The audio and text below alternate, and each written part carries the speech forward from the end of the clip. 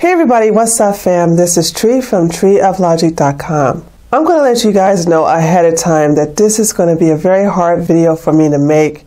I really hate talking about the death of police officers, and since so many law enforcement officers have been killed in the last 2 weeks, I feel that this video needs to be done. Now, while the left is using this time to push for more gun control laws, they are conveniently and perhaps purposely ignoring the long string of deaths of law enforcement officers here in the United States.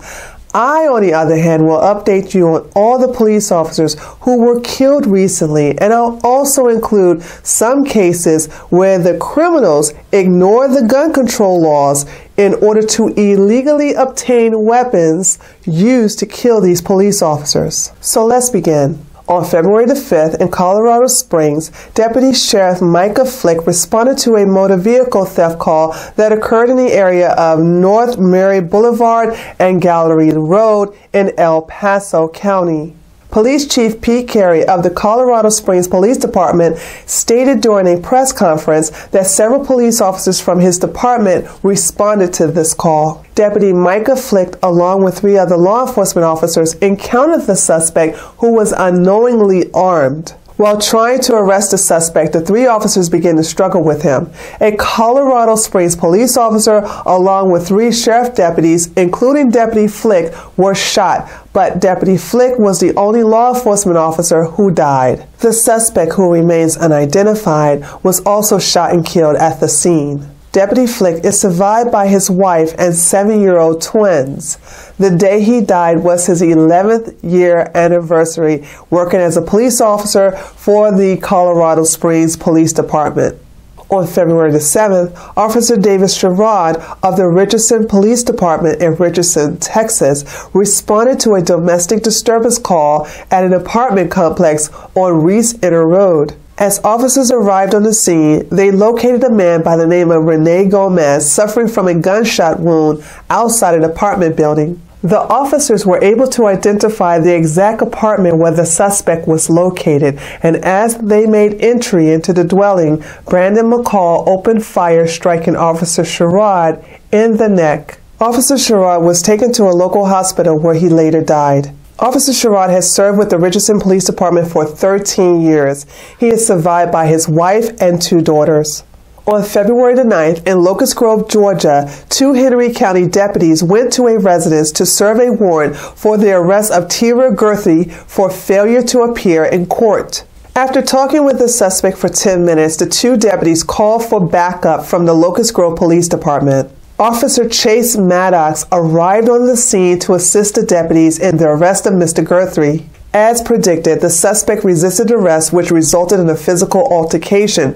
All 3 officers and the suspect were shot. The type of gun Mr. Gerthy used to shoot the officers is currently unknown, and he died at the scene. All 3 officers were taken to the hospital where the 2 Henry County deputies survived, but unfortunately, Officer Chase Maddox died from his wounds. Officer Chase Maddox served with the Locust Grove Police Department for 5 years. His wife, Alex Maddox, gave birth to their 2nd son, Bodie Allen Maddox, 5 days after her husband's death. Mrs. Maddox gave birth to their 2nd son on Valentine's Day. The baby boy weighed 6 pounds and 11 ounces and was named after his grandfather. On February the 10th in Columbus, Ohio, around about 12:10 p.m., Officer Erik and Anthony Marelli responded to a domestic call in a local suburb within their district. As soon as the officers arrived on the scene, they were immediately met with gunfire by Quentin Lamar Smith. Officer Joring died at the scene, and Officer Marelli was transported to a nearby hospital where he died from his injuries. The suspect, Quentin Lamar Smith, was also shot but survived and is currently held in jail without bond. Quentin Lamar Smith is a convicted felon who is currently on parole, but he had his best friend Gerald Lawson out of Cleveland to illegally buy him a handgun for $100. As a convicted felon, Smith was prevented from buying and owning a gun legally. If you didn't know this, Ohio has some very strict gun control laws, but these laws don't stop criminals from getting guns. But let's look at two of these laws that were purposely violated by Quentin and his best friend Gerald. Citizens are prohibited to sell or transfer of a gun to a known felon. Gerald Lawson knew that his friend Quentin was a convicted felon, but brought the gun for him anyway. All persons who sell or transfer a gun to another person but is not a licensed gun dealer must report those transactions to the police. Now, why would criminals report illegal activities to the police? It's obvious that Gerald Lawson is not a licensed gun dealer, and he knew that his best friend was a convicted felon. But once again, liberals will never get it through their thick skull that criminals don't give a damn about gun control laws. I asked 4 liberals, how could the death of these police officers be prevented if the criminals ignore the gun control laws set by the Democratic Party? I could never get an answer, and I doubt that I ever will. Officer Joring served 17 years with the Westerville Police Department, and his patrol partner, Officer Marelli, served 30 years as a police officer. Officer Joring is survived by his wife and 4 daughters, and Officer Marelli leaves behind a wife and 2 children. On February the 20th in Mobile, Alabama, Officer Justin Billa of Mobile Police Department responded to the home of Robert Holly, who was suspected of killing his ex-wife Octavia Polentes earlier that night. Upon arriving at the home of the suspect, Robert Holly opened fire on all responding officers. Officer Justin Billa was hit and later died.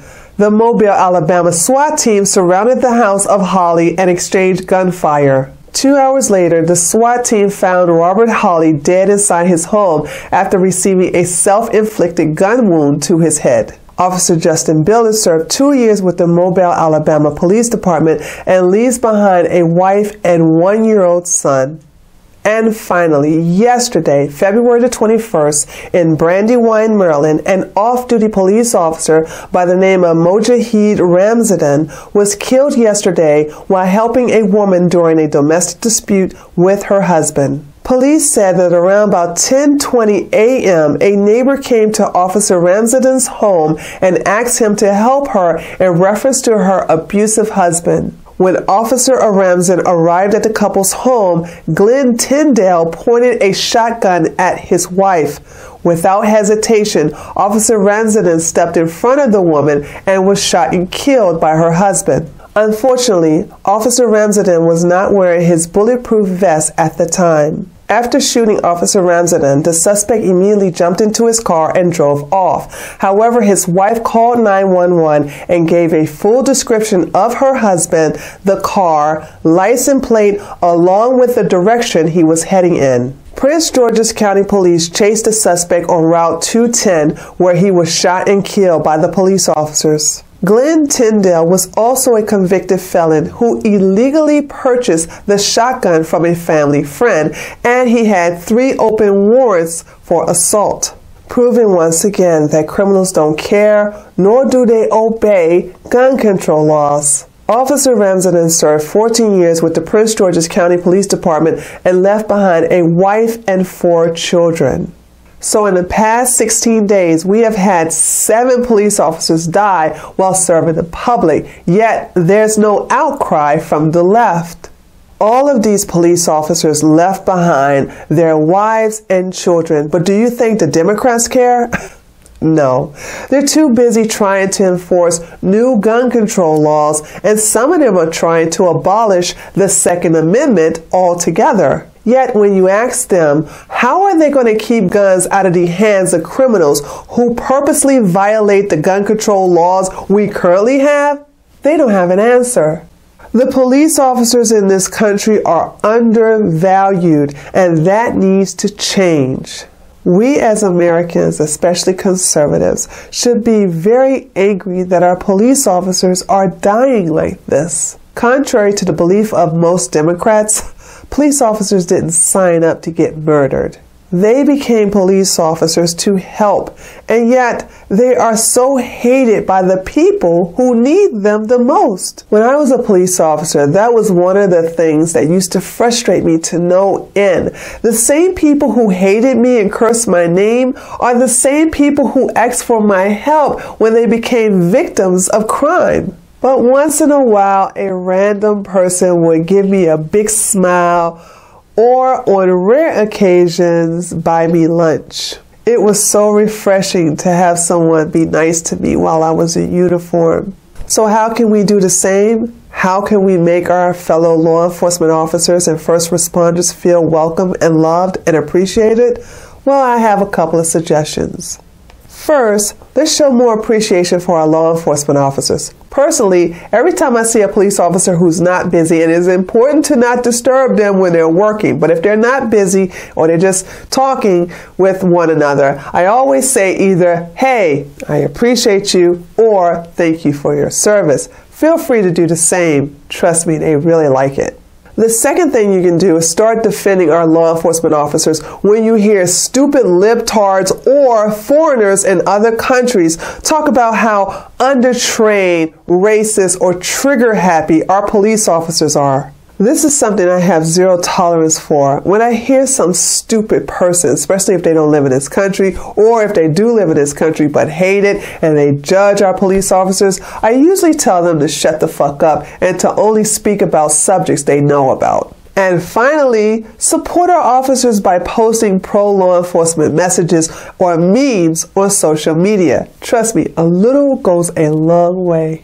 This month, women lost their husbands, children lost their fathers, siblings lost their brothers, and parents lost their sons. Before we lose any more street warriors, let's take the time to defend those heroes who defend us. This is Tree from treeoflogic.com. If you like this video, give it a thumbs up. If you're new to my channel, feel free to subscribe, and I'll see you next time. Later, taters.